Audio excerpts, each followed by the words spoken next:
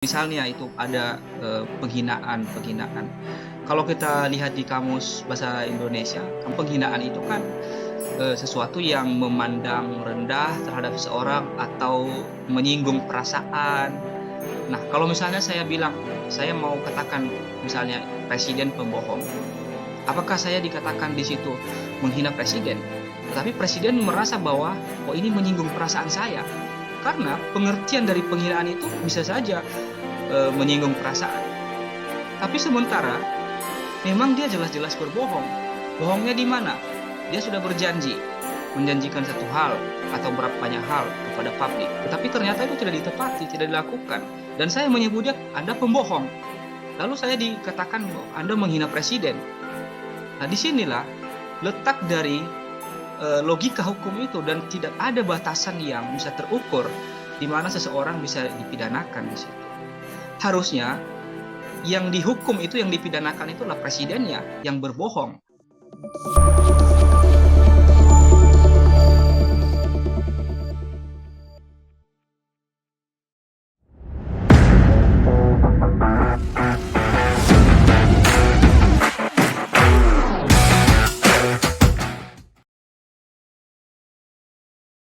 Hai semuanya, selamat malam. Halo sahabat The Point of View Millennial Indonesia. Kita bertemu lagi.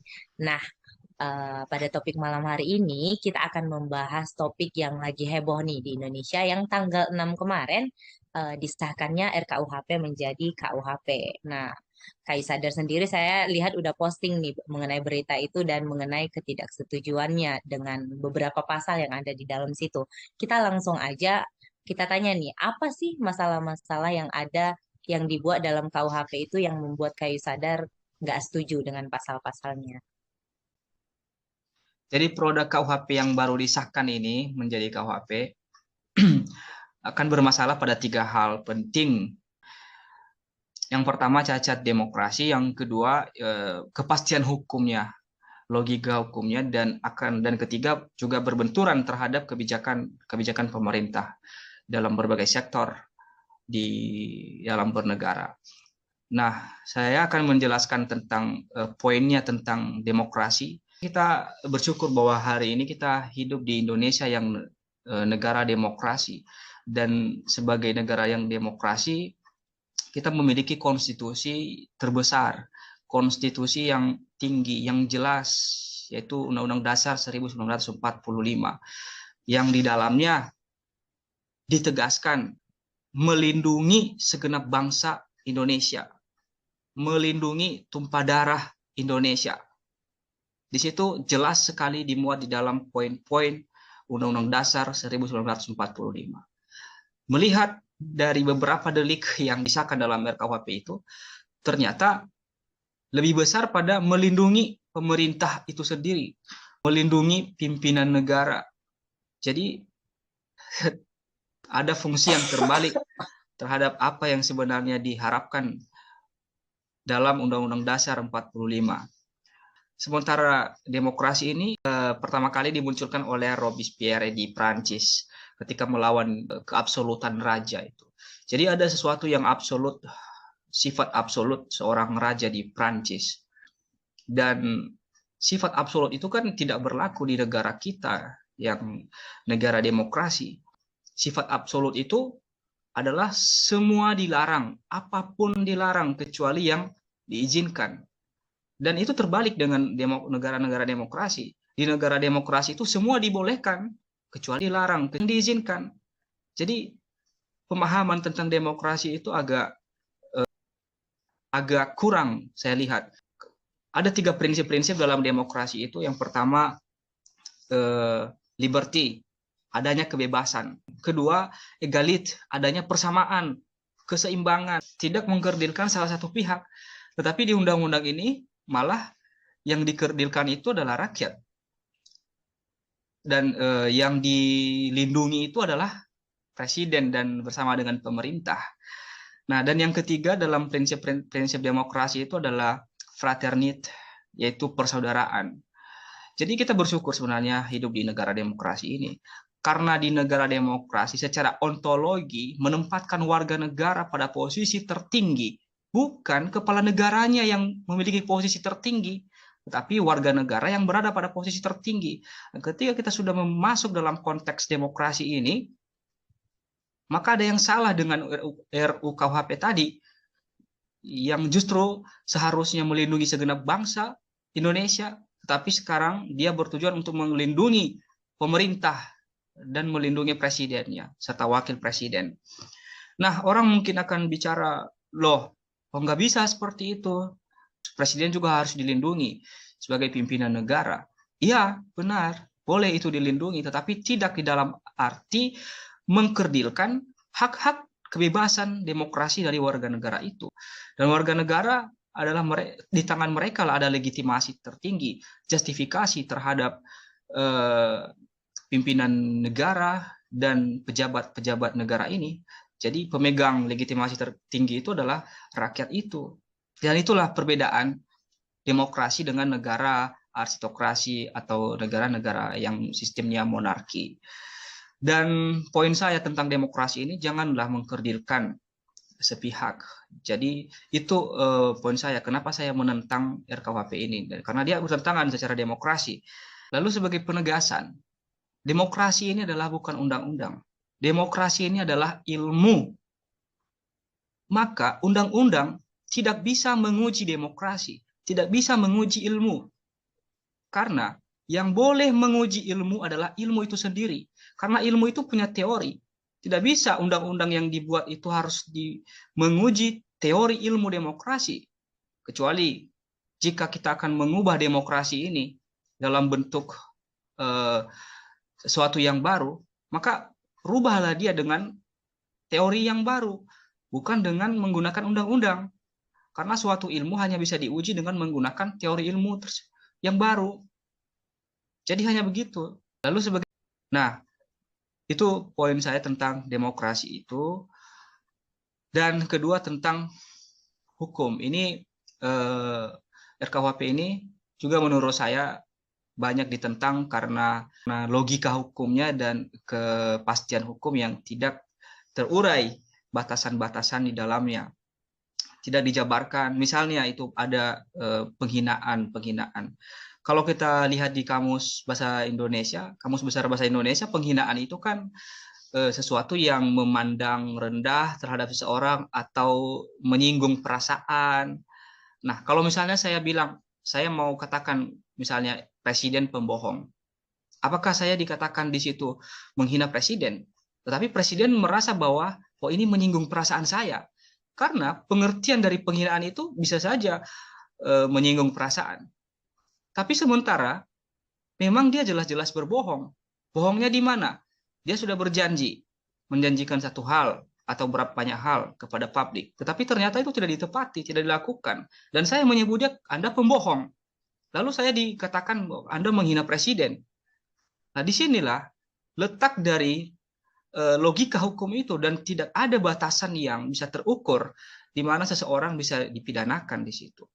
Harusnya yang dihukum itu, yang dipidanakan itu adalah presidennya yang berbohong, bukan justru saya yang korban merasa dibohongi. Nah, poinnya di situ. Terus kemudian ada di pasal 240 ayat 1 itu adalah barang siapa yang menghina pemerintahan dan atau lembaga negara. Perlu kita ketahui, pemerintahan itu bukan hanya presiden. Dimulai dari tingkat terendah RW RT, kepala desa, dari tingkatan ke atasnya. Jadi bagaimana misalnya, kalau di perkampungan, kalau di kampung-kampung, warga bertengkar itu dengan RT misalnya. Atau mereka bertengkar bukan dalam konteks pelayanan publik, tapi mereka punya misalnya konflik pribadi. Itu justru akan menguntungkan posisi dari RT atau RW itu, karena dia adalah bagian dari pemerintahan.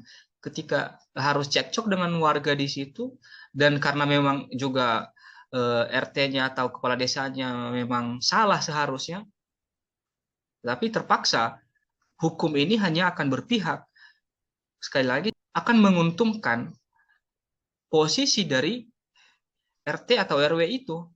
Dan di sini yang kita maksud batasan-batasan pemerintahan yang dimaksudkan itu apa? harus jelas sebenarnya. Dan masih banyak lagi pasal-pasal yang menyinggung masalah privasi, hubungan pernikahan seseorang. Dan intinya banyak pasal yang keliru di dalamnya. Bagaimana misalnya seorang anak melaporkan orang tuanya bahwa orang tuanya sudah melakukan perzinahan dengan ini. Dan padahal misalnya orang tuanya itu adalah seorang duda atau janda, dia adalah seorang single, tapi karena anaknya itu mungkin tidak punya dikasih jajan oleh orang tua dan anaknya kemudian melaporkan orang tuanya. Dan ada pasal yang juga ditantang oleh Pak Hotman Paris ini juga tadi di TV One ya, tentang pasal 424. Ini benar-benar tidak masuk logika hukum. Di situ, di pasal itu menerangkan seseorang yang sudah mabuk dan ditambahkan lagi minumannya, seloki atau berapapun, dia sudah mabuk, ditambahkan lagi minumannya oleh misalnya bartender atau penjual, yang dikenakan pidana itu adalah bartendernya, penambahnya, bukan yang mabuk. Nah, logika hukumnya di sini ini yang dipersoalkan. Loh, yang mabuk tidak dihukum, tidak dipidana. Tetapi yang menambahkan minuman, yang penjual minuman yang menambahkan minuman itu yang malah kemudian dipidanakan. Nah, ini keliru sekali undang-undang ini sebenarnya. Itu poin saya tentang kejelasan hukumnya, kepastian hukum, dan logika hukum yang tidak bisa dipastikan dalam RKUHP ini. Dan kemudian ini juga terbentur dengan kebijakan-kebijakan yang lain. Kebijakan misalnya Kementerian Pariwisata. Dengan beberapa pasal ini tadi kan akhirnya kebijakan bagaimana untuk menarik investor, menarik wisatawan asing untuk datang ke Indonesia. Akhirnya mereka mengulurkan niat itu. Hari ini itu kita banyak berharap dari devisa dari para wisatawan, dan apalagi misalnya beberapa daerah tertentu yang sudah menjadi destinasi wisata di Indonesia seperti Bali. Berapa juta pengunjung di Bali itu, dan itu akan justru melemahkan kondisi ekonomi di situ. Dan ekonomi Indonesia, iklim di Indonesia sudah tidak mendukung lagi, dan ini mengkhawatirkan para investor akan mengurungkan niatnya untuk berinvestasi di Indonesia. Sementara hari ini pemerintah selalu mengharapkan dukungan para investor asing itu untuk berinvestasi di Indonesia, dan kita berharap bisa diberikan pinjaman. Tapi undang-undang yang baru ini karena dia mengarah pada privasi seseorang, dan itu juga dinilai sangat mencederai demokrasi itu sendiri secara internasional, makanya dan ini sangat berbahaya, dan ini yang tidak dipikirkan oleh pemerintah kita. Jadi 3 poin itu yang saya merasa bahwa bertentangan terhadap baik tadi secara demokrasi, kepastian hukum, logika hukumnya, dan juga akan terbentur dengan kebijakan-kebijakan lain. Nah, dari penjelasan Kayu Sadar tadi, ternyata saya jadi mengerti bahwa banyak pasal-pasal yang masih bermasalah ya, Kak. Nah, apa sih kira-kira, Kak, yang melatar belakangi pemerintah mengesahkan KUHP ini sekarang? Ya, kalau kita boleh berandai-andai ya, dasar-dasar mereka kenapa ini harus diterbitkan, mungkin melihat situasi unsur-unsur agama, unsur sosial masyarakat. Tapi kita bersyukur sebenarnya pemerintah ini ingin membawa Indonesia ini menjadi bangsa yang takut akan Tuhan, menomorsatukan ketuhanan. Walaupun kita masih bisa melihat dan tidak bisa menutup mata hari ini, ada banyak juga pejabat-pejabat yang sudah angkat Al-Quran, mengangkat Alkitab, dan bersumpah akan menjalankan tugasnya sebaik-baiknya terhadap nusa dan bangsa sesuai dengan Undang-Undang Dasar 45. Tetapi juga banyak yang korupsi itu. Ya memang kita kurang tahu di mana letak kelemahannya, tetapi kita bersyukur mereka pikirannya sampai ke sana. Ada juga alasan-alasan lain mengatakan bahwa kita ingin membuat produk undang-undang sendiri. Kita tidak mungkin menggunakan produk undang-undang yang lama. Ini kan peninggalan para kolonial. Ya, itu hanya dasar alasan-alasan yang tidak terlalu substantif ya. Dan saya rasa itu hanya alasan yang normatif saja. Tapi boleh, silakan saja kita ingin membuat produk undang-undang tersendiri, tetapi kita tetap harus melihat apa tujuan dari pembuatan undang-undang itu. Apakah benar-benar untuk kesejahteraan rakyat, untuk melindungi rakyat, atau justru mengkerdilkan hak-hak demokrasi, kebebasan di Indonesia.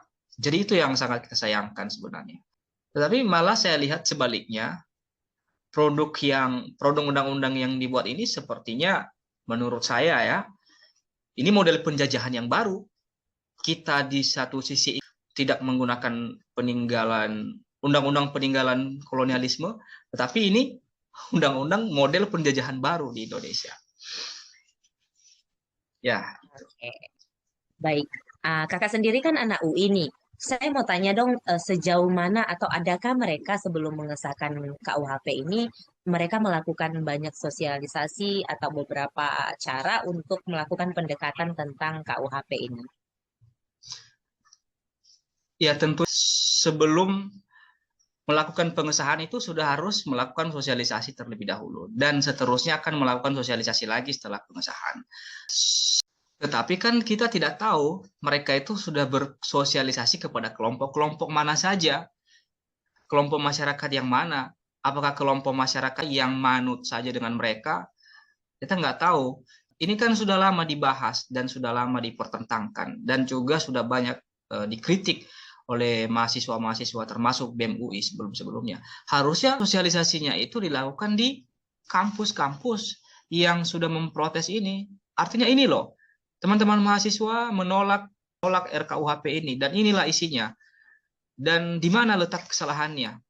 Sehingga dengan sudah melakukan sosialisasi kepada mereka-mereka yang mengkritik RKUHP ini, sebenarnya dengan sudah menyelesaikan sosialisasi itu, maka seharusnya tidak ada lagi masalah untuk RKUHP ini. Karena sudah dibahas, sudah diluruskan pada saat sosialisasi pengesahan.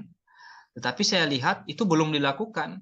Mungkin saja mereka hanya mensosialisasikan kepada kelompok-kelompok tertentu yang akan memberikan hasil yang ya dukungan dan tidak akan berseberangan untuk menolak.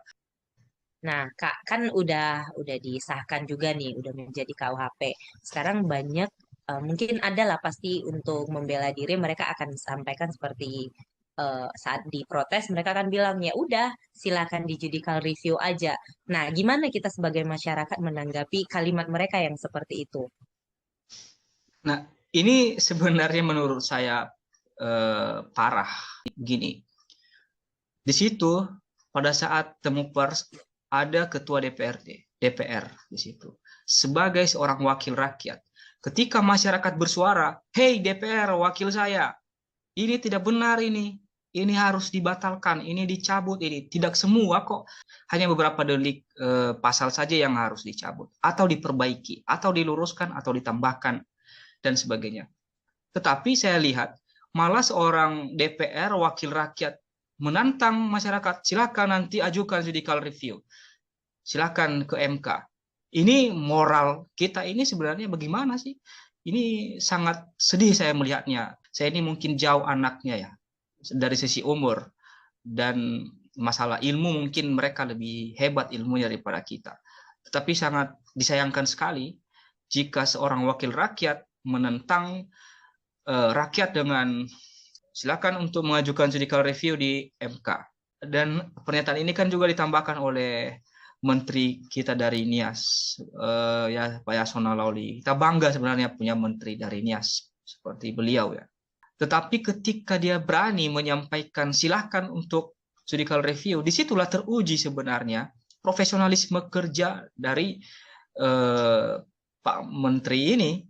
Harusnya dia akan memaksimalkan bahwa hasil pekerjaannya itu tidak akan diuji kualifikasinya, tidak perlu diuji. Dia akan memastikan bahwa hasil pekerjaan saya ini sudah mantap, tidak ada celah untuk dibantah, tidak ada celah untuk harus di judicial review di MK, dan saya akan menunjukkan kualitas saya sebagai Menkumham, dan ini benar-benar produk undang-undang yang betul-betul diterima oleh semua kalangan dan tidak justru membuat masyarakat semua khawatir dan ketakutan melihat beberapa bagian dalam pasal ini sepertinya mengkerdilkan hak-hak kebebasan. Jadi pernyataan kedua tokoh ini untuk mengajukan judicial review sangat saya sayangkan sekali. Baik itu Pak Menteri, seharusnya dia tidak mau loh hasil kerjanya diombrak-ambrik. Oh ini benar-benar ini tidak sesuai, ini bertentangan dengan Undang-Undang Dasar 45. Dan sama juga dengan Ketua DPR yang satu tadi, saya tidak tahu partai mana ya. Namanya juga siapa saya nggak tahu. Harusnya itu tidak bisa terjadi dan ungkapan-ungkapan seperti ini tidak boleh disampaikan di muka umum.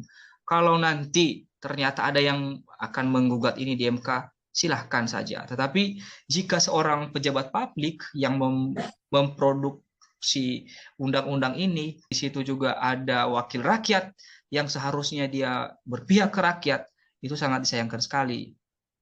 Jadi kita berharap pemerintah akan mencabut undang-undang ini dan mempertimbangkan kembali. Tidak perlu harus menunggu digugat oleh rakyat, tidak perlulah. Apalagi saya sendiri ya tidak punya power untuk mengajukan judicial review ke MK. Yang punya kekuatan itu pasti pemerintah. Masa pemerintah akan kalah dengan rakyat? Di 3 poin yang menurut kita bermasalah di situ, ini akan melukai demokrasi kita.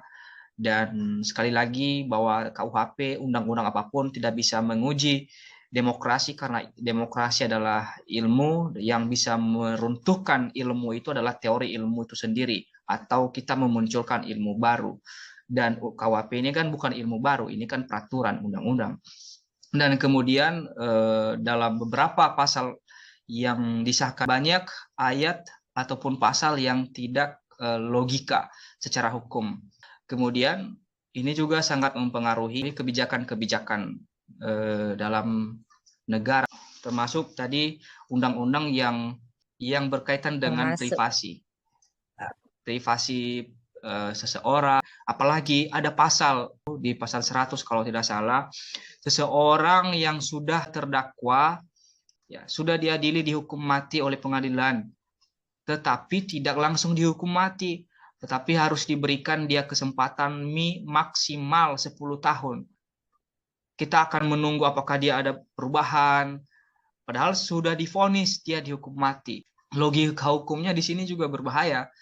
Untuk menunggu dia berkelakuan baik itu tentu membutuhkan surat keterangan dari Kalapas, dan seolah-olah peran Kalapas di sini itu lebih tinggi daripada peran pengadilan yang sudah memvonis bahwa ini harus dihukum mati.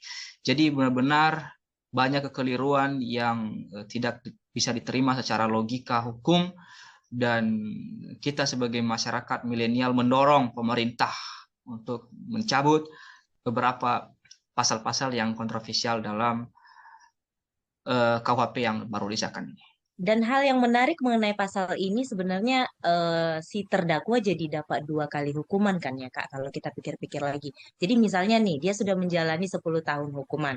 Lalu pada akhirnya pihak lapas juga menentukan bahwa iya ini orang pantas dihukum mati. Lalu pada akhirnya dia divonis dengan hukuman mati.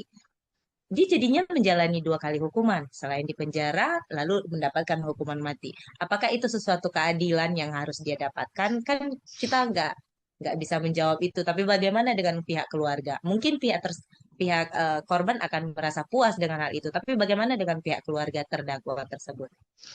Seperti tadi saya bilang bahwa seolah-olah peran dari pengadilan itu tidak seutuhnya berlaku dalam pasal ini. Padahal kan ini sudah disidang, sudah jelas-jelas terdakwa. Nah, ketika Kalapas harus memberikan penilaian, lalu kan ya, ada kemungkinan-kemungkinan yang terjadi di sana. Bisa jadi ada banyak terjadi kemungkinan. suap. Ya, dan orang akan berlomba-lomba untuk membeli surat keterangan itu. Siapa sih yang mau mati? Ya, Nah, saya ya tidak mau benar. Jadi mati, jujur kemungkinan-kemungkinan saja. seperti itu Jadi, akan terjadi. dan dia akan memberikan, kalau boleh dia akan memberikan apapun yang dia punya daripada dia harus mati. Dan ini Ya. sangat tidak masuk akal sekali, tidak rasional, dan tidak logika. Jadi semoga pemerintah bisa mendengar suara rakyat, dan sekali lagi kedaulatan itu ada di tangan rakyat. justifikasi itu di tangan rakyat, bukan di tangan penguasa.